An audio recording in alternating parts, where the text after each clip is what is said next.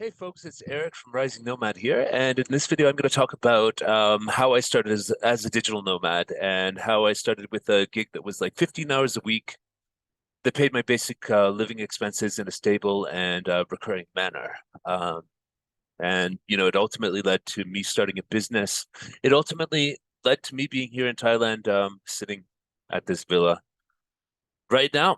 Um, so one of the biggest questions that we get in the digital nomad communities that we're a part of is how do I start? How do I start? How do I break free of the 9 to 5 job in my home country? How do I get out there? And there's many different ways that people do this by like saving up some money and like then getting out there once they have like a little runway to make something happen and all this sort of stuff. So I'm going to go back to 10 years ago. 2013 was the year that I got out there as digital nomad. At that point, I had just spent 1 year working in London, and the previous 3 years before that, I was like bouncing between Belgrade, Serbia, and Toronto, Canada, making money in Toronto, spending it in Belgrade and other places in Europe. Well, I got my musical project going. Worldly Savages is the name of my band, and yeah, basically. So what happened then is like my musical project, sort of like the iteration that we had gone through, like in London and then moving to Belgrade, was sort of fizzling out. We were running out of money, and I didn't want to have to go back to Canada. In fact, one time I even tried in like April 2013, I tried booking a flight, and the website wouldn't let me book the flight. So I took that as a sign, like I should just go back to Serbia, get an apartment, and in my head, I had the goal 800 euros a month. If I could just make 800 euros a month, this is 10 years ago. So it was enough to live in Belgrade, to have an apartment, not in the complete city center, but like a nice 1 bedroom, slightly outside the city center. And I rented that apartment. And then, I was no longer playing gigs at that moment. And I made it my job to get a job, to get a job that would pay 15 hours a week of my time and make me 800 euros a month. And this was a genius idea, if I could say so myself, looking back, because it was really awesome. My job was to get a job. So that summer, I basically just woke up every morning and started my hours that I set for myself were 10 a.m. to 6 p.m., like a normal working day. And I went out in the morning and I basically came back at 10 a.m. and started working on finding a job.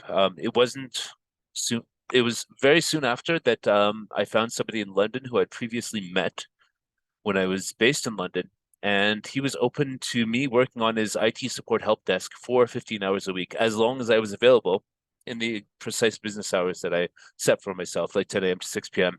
And since I had already had that routine of being there from 10 to 6, um, it was very easy to like walk into that office and say, yeah, I can do this for you. I work 10 to 6, the habit was already there. I just needed the work. And I found that job, made the deal with him. So I would get about 800 euros a month. My apartment was 250, I think, at that point, and then food and stuff. And I still had some work trickling in from Canada where basically I was like, for 85 Canadian dollars an hour, I would fix computers remotely. And so this was the vision. I would work only remotely, be a digital nomad, so to speak. But I didn't even have mobile internet at that point. I had like a one of those Cisco voice over IP phones on my desk, and I had to be there at home.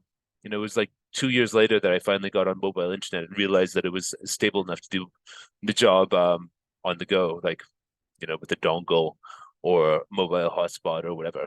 So it was a great year from 2013, the end of the year, until late 2014. I was working. That was my main job. I had lots of free time to work on my music, which restarted in 2014 with the live act. I went on tours with the band that year. I had a girlfriend in Serbia. It was a really good year, really relaxed. And that 15 hours a week and 800 euros a month gave me what I needed to be stable and feel like I was actually building a life for myself because I was 30 years old. This is 10 years ago. I'm about to turn 40 now, having been through all this. But I was 30 years old, and what I really longed for was being in the city that I loved at that point more than any place in the world, which was Belgrade, Serbia, and being in an environment where I could continue to be there indefinitely. And so I did that. And it was a great way to allow myself to work on other different projects, not being burnt out by a 40-hour work week or, like a normal 9 to 5 job, but like the phone would ring once in a while and I would help somebody in London with their IT support issue, whether it's setting up email on their computer, like troubleshooting a printer remotely, networking, all that sort of stuff. It was a dream come true. But after 1 year, I wanted more. And luckily, with that 15-hour a week deal, I had time to implement more in my life. So I found a second company and they had so much work and they're like, we like you and what you do, but we would really like you to find some guys over there in Serbia and train them to do our IT support remotely because, we don't know how to do that, but Erik, you can do it. And so I started that. And at the start of 2015, I started working with my first trainee IT support technician, and he was great. And it went from there. So 2015, and then in 2016, I decided this was the path that I wanted to go on. And from there, now I'm sitting here at a pool villa in Thailand. And basically, we've got 180 people around the world working that job that I started with doing 15 hours a week. And the vision just exploded from there. I mean, it's pretty crazy.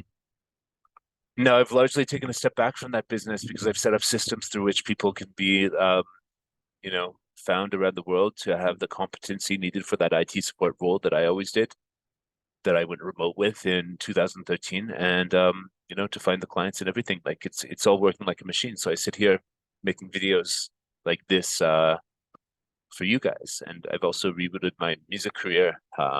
That's a whole other can of worms that not really relevant to the topic of this video, but yeah. So if you want to get started as a digital nomad, I would suggest you get a deal for like 15, maximum 20 hours a week that will pay your basic living expenses in a cheap place like Thailand, Serbia, lots of different places.